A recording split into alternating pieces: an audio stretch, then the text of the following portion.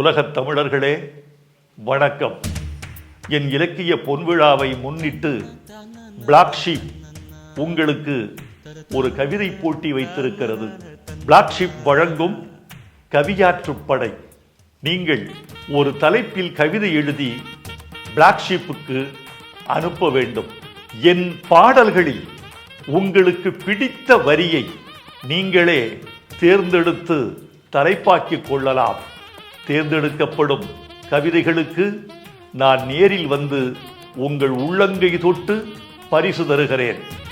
எடுங்கள் பேனாவை, எழுதுங்கள், வெல்லுங்கள். உங்களை சந்திக்க நான் காதலோடு காத்திருக்கிறேன். பிளாக் ஷீப்ஸ் கவியாற்றுப்படை பேரரசு தரும் பெரும் பரிசு. உங்கள் கவிதைகளை 20 வரிகளுக்கு மிகாமல் ஏதேனும் ஒரு கவி பேரரசு வரியினை தலைப்பாக எடுத்தெழுதி kaviyaatrupadai@gmail.com எனும் மின்னஞ்சல் முகவரிக்கு ஆகஸ்ட் 15ஆம் தேதிக்குள் அனுப்பவும். கவி பேரரசால் மகுடம் சூட போகும் கவிஞர் நீங்களாகவும் இருக்கலாம்.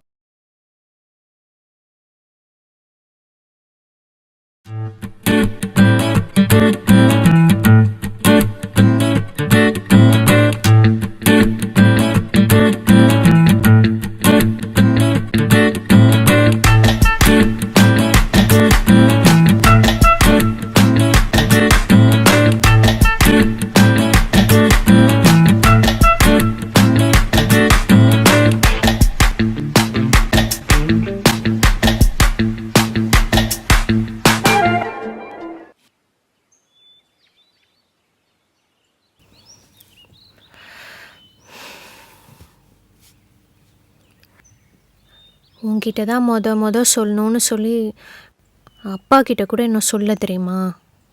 அதான் என்கிட்ட சொல்லிட்டல, அப்பாட்டே சொல்லிடு. நான் எப்படிடா அப்பா கிட்ட சொல்வேன்? பேசாம நீயே சொல்லிடுறியா? நான்லாம் சொல்ல முடியாது, புடி. டே ப்ளீஸ்டா, ப்ளீஸ் நீயே சொல்ல. புடி, நீயே சொல்றீ. ப்ளீஸ் எனக்காக.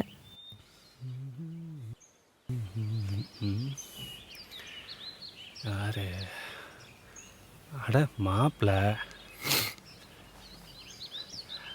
ஹலோ மாப்பிள்ள. மாமா. சொல்லுங்க மாப்பிள்ள, ஏதாவது முக்கியமான விஷயமா? மாமா, அன்னைக்கு தாடிக்கு டை அடிக்க பிடிக்கலன்னு சொன்னீங்களா மாமா? ஆமாம். இனிமே தாடிக்கு டை அடிக்க வேணாம் மாமா. ஏன் மாப்பிள்ள, மெஹந்தி போட்டுக்கலாம்னு சொல்கிறீங்களா?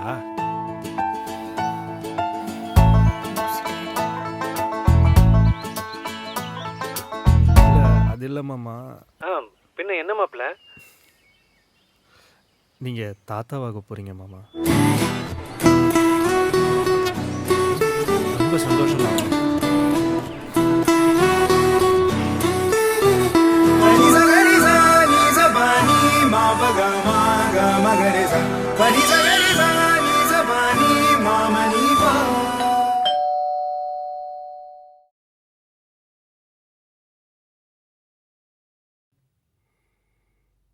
பிரியா, இந்த மாசம் இஎம்ஐக்கு பேங்க் பேலன்ஸ் வைக்கலையா நீ?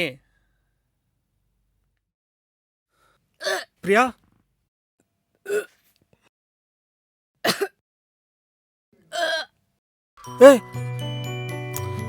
ஒன்றும் இல்லை மெதுவா பார்த்து ஒன்றும் இல்லை.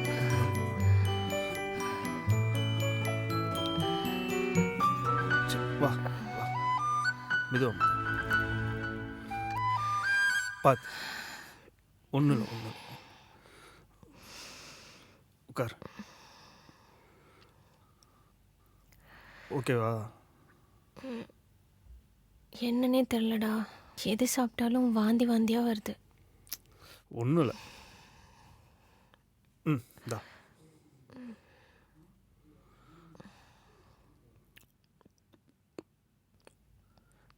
என்னம்மா, தலை எதுவும் சுத்துதா? என்ன செய்யுது? என்ன பண்ணுது சொன்னா தானே தெரியும். ஏய், வாய் தோந்ததா சொல்ல.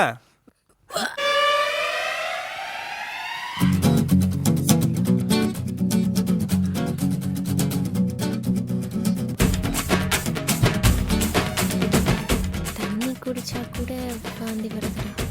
சொல்லாமலே தெரியும். என்னாச்சு?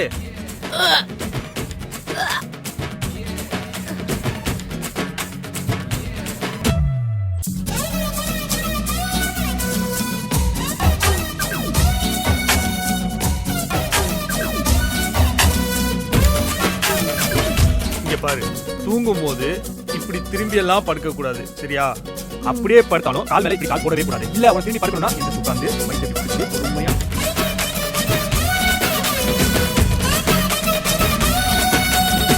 டேய் கமல், மெட்டர்னல் லீவ் கொடுக்கலன்னு பேப்பர் போட்டேன்டா. பிரியா, வேகமா நடக்காத, குழந்தைக்கு நல்லதில்ல. ம்.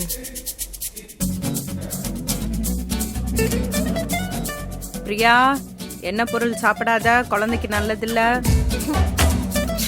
பிரியா, ரொம்ப நேரம் டிவி பார்க்காத. குழந்தைக்கு நல்லதில்ல. என்னம்மா? டிவி பார்க்குறது குழந்தைக்கு நல்லதில்ல லத்த, அதான் சொன்னேன். நீ ஏன்டா டிவி பார்க்குற? நான் தானே பார்க்குறேன்.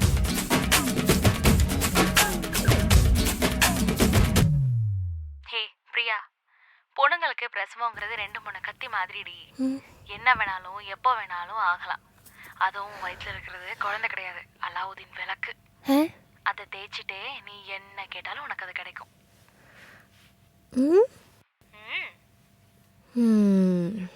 சரி, இது கால் பண்ணுறேன். Okay bye.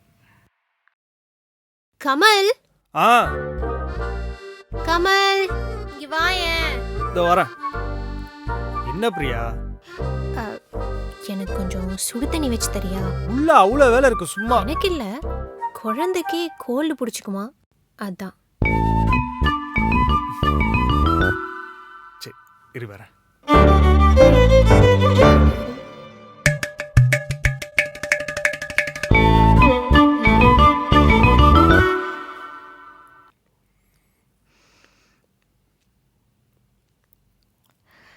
கமல், பிரசவங்கிறது 2-3 கத்தி மாதிரி.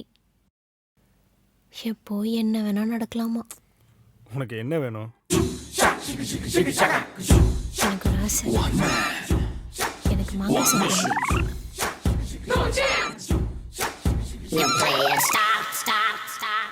சி, இந்த மாங்காய் இல்லடா. ஆ, எங்க பக்கத்து வீட்டில் ஒரு மாமரம் இருக்கும். சரி. எனக்கு அந்த வீட்டு மாங்காய்னா உயிர். என்ன திருடி மாட்டிப்பேன். எனக்கு அந்த மாங்காய் வேணும்.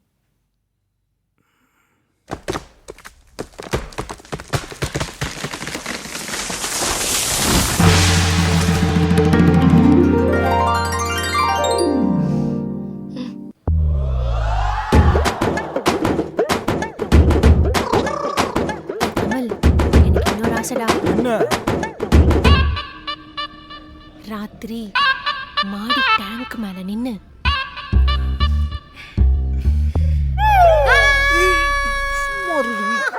டேய் சும்மா இருடா, எவ்வளோ நாள் ஆசை தெரியுமா? எனக்கு கடைசியா ஒரே ஒரு ஆசை.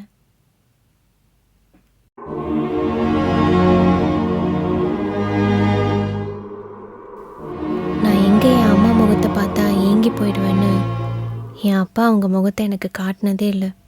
எனக்கு எங்கள் அம்மாவை பார்க்கணும்.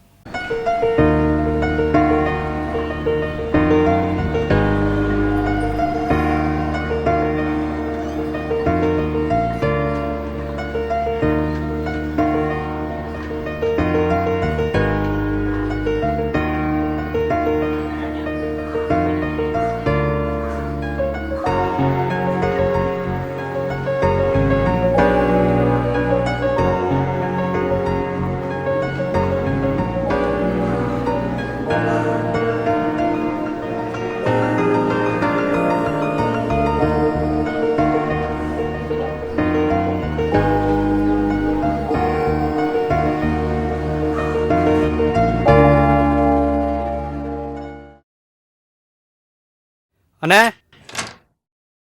அண்ணே 2 மாசமா மளிகை பாக்கி தரலையா, அப்பா வாங்கின்னு வர சொன்னார். ஒரு 2 நாள் தரேன்னு சொல்லுப்பா. அடுத்த தடவை நான் வரமாட்டேன், அப்பா தான் அவர் பார்த்துக்கோங்க.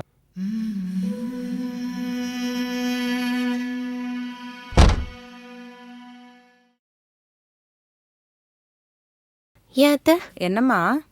ப்ரெக்னெண்ட்டாக இருக்கிறப்போ எதனால மருதாணி வைக்கிறாங்க?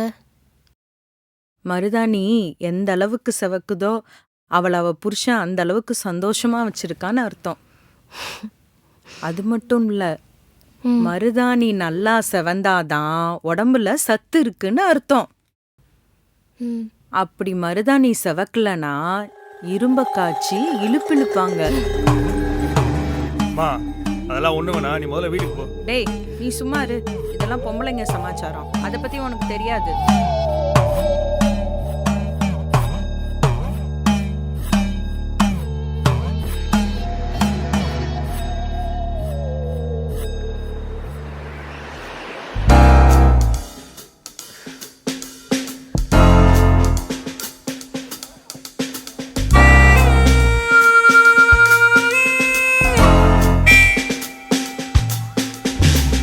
பரவாயில்லையே, கை நல்லா செவந்துருச்சு.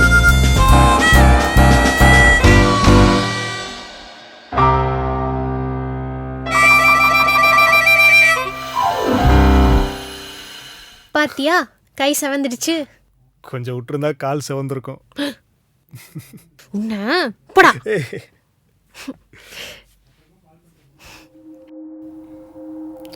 சக்கரை தண்ணியில் ஆல்டாவை கலந்து தேய்ச்சா மருதாணியில் வெறும் கையே செவக்கும்.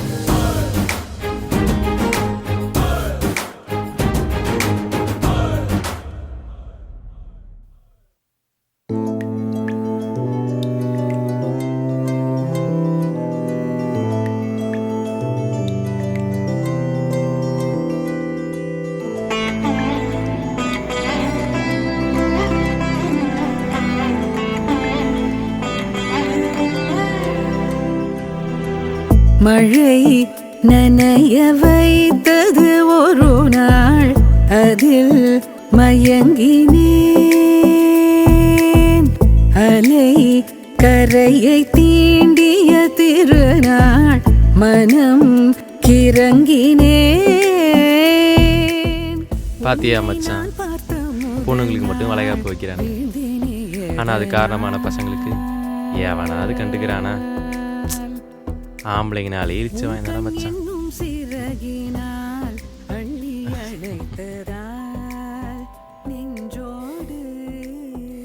சார், சாமியான சேர்லாம் போட்டாச்சு, இந்தாங்க சார் பில்லு.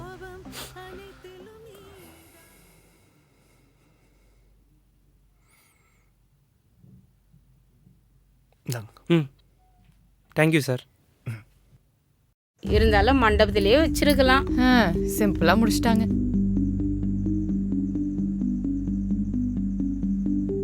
அண்ணே 6 தண்ணி கேன் போட்டாச்சு, ஆல்ரெடி பழைய பாக்கி வேற இருக்கு. இப்பயாவது அந்த கணக்கை முடிச்சு உடனே. அண்ணன்ட்ட 2 நாளாக தரேன்னு சொல்கிறீங்களா? கமலு, நம்ம சுமதியத்தை அவளை சரியா கவனிக்கலன்னு கோச்சிட்டு போறா. அப்ப என்னன்னு பாறேன்டா. கோஸ்ட் போனால் போட்டு விடுமா? டேய் நீ ஏன்டா கோச்சிட்டு போற? டேய் டேய் கமலு,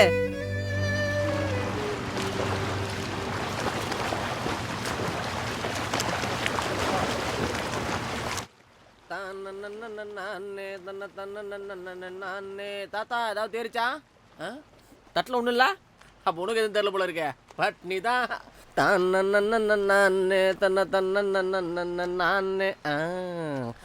சார் சார் ஏதாவது போடு சார். சார் பசிக்கு சார், ஏதாவது போடு சார். சார் சார் ஒண்ணுதான் சார், நானும் பார்த்துனே இருக்கிறேன். ராத்திரிலேருந்து இங்கேயா கொண்டுக்கிறேன், ஒன்றும் பதிலாக சொல்லு, இல்லை காசு போடு, எதுவும் சொல்லாமல் இங்கேயா கொண்டுக்கிறேன்.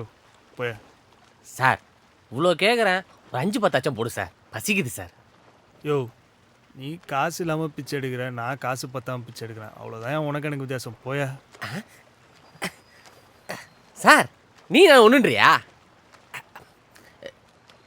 உனக்கு என்ன சார், பார்க்க வாடகை சட்டமாக நல்லா தானே இருக்க, உனக்கு என்ன பிரச்சனை? யோ, உனக்கு என்னையா தெரியும் என்னோட கஷ்டத்தை பற்றி? உனக்கு என்ன இருக்க ஒரே பிரச்சனை, அடுத்த வேலை சாப்பாடு, அவ்வளோதானே? எனக்கு அப்படியா? கரண்ட்டு பில்லு, இஎம்ஐ, வாடகைன்னு கண்ணுக்கு தெரிஞ்ச பிரச்சனை. இது பத்தாதுன்னு ஹாஸ்பிட்டல் செலவு, குழந்தைங்க ஃபீஸுன்னு கண்ணுக்கு தெரியாத பிரச்சனை. இதெல்லாம் தாண்டி மிடில் கிளாஸ் சராசரியான லைஃப் ஆடுறது எவ்வளோ கஷ்டம் தெரியுமாயா? சார், இந்த மனுஷ பயலுக்கு ஒரு பழக்கம் இருக்குது, தேவையில்ல தூக்கி போட்டுறோம். என்ன ஒன்றும் புரியலையா? சார், குரங்குலேருந்து மனுஷனாக வரும்போது வாரத்துக்கு போட்டான், டிவி வந்த பிறகு ரேடியோ தூக்கி போட்டான். எங்கள் வீட்டில் என்ன தூக்கி போட்ட மாதிரி. அந்த மாதிரி தேவையில்லாத எல்லாத்தையும் தூக்கி போட்டவானுங்க சார். அப்படியேப்பட்ட மனுஷன் இனிமே காலங்காலமாக தூக்கி போட விஷயம் என்ன தெரியுமா? குடும்பம். அவனை சுற்றி ஒரு கூட்டம் இருந்துனே இருக்கணும். அப்போதான் அவன் ஜாலியாக இருப்பான். சந்தோஷமா இருக்கு, என்ன வேணும்னு சொல்லு. தேவையான எல்லாமே. அதெல்லாம் ஒன்றும் இல்லை சார். சந்தோஷமா இருக்கன்ற எண்ணம் இருந்தாலே போதும், சந்தோஷமா இருப்பாங்க. சார், இவ்வளோ பிரச்சனை சொன்னியே, அந்த பிரச்சனை இருக்கிற சந்தோஷத்தை பத்திரிக்கா சார்? முத நீ பேசும்போது உங்கள் அம்மா பாட்ட சந்தோஷம், எத்தனை தடவை சண்டை போட்டாலும் திரும்ப சாப்பாடு வாங்கன்னு கூப்பிட்ற பொண்டாட்டி, அதெல்லாம் ஒரு குடுப்புனா சார். உன் மூலியமாக இந்த உலகத்துக்கு வந்த அந்த குழந்தையோட விரல் மேல் படுற நொடி, உன் பிள்ளைய நீ வேற ஒரு பிள்ளைக்கு அம்மாவை பார்க்குற அந்த நிமிஷம், அதெல்லாம் வேற மாதிரி சார். இந்த மாதிரி சின்ன சின்ன சந்தோஷம் தான் சார் வாழ்க்கையை முடிவு பண்ணும் சார். உன்ன மாதிரி இருக்கிறன விட என்ன மாதிரி இல்லாதவங்க தான் அந்த அருமெல்லாம் புரியும். சும்மா எல்லாத்தையும் போட்டு யோசிச்சுட்டு அப்படியே 4 காலை தூக்கி கடலில் போட்டு போயிட்டாரு சார். இவன் நமக்கு ஏதாவது கொடுப்பான்னு பார்த்தா இவனுக்கு நம்ம அட்வைஸ் கொடுக்க வேண்டியதாக இருக்கு. நட்சத்திர ஜன்னலில் வானம் எட்டி பார்க்குது, பிச்சை போடு சாமி சாரு, பிச்சை போடு சாமி சாமி.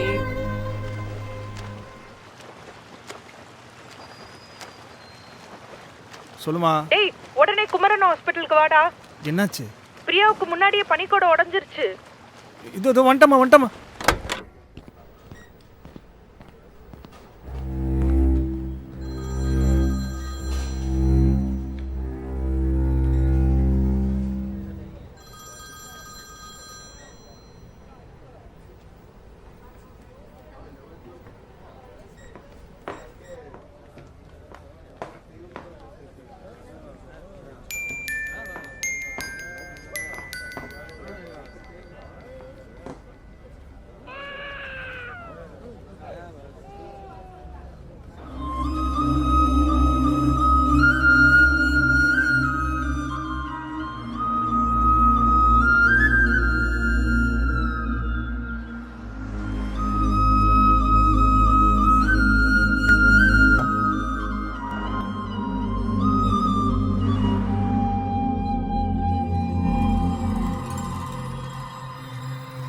உன் மூலியமாக இந்த உலகத்துக்கு வந்த அந்த குழந்தையோட விரல் மேல் படுற நொடி, உன் பிள்ளைய நீ வேற ஒரு பிள்ளைக்கு அம்மாவை பார்க்குற அந்த நிமிஷம், அதெல்லாம் வேற மாதிரி சார். இந்த மாதிரி சின்ன சின்ன சந்தோஷம் தான் சார் வாழ்க்கையை முடிவு பண்ணும்.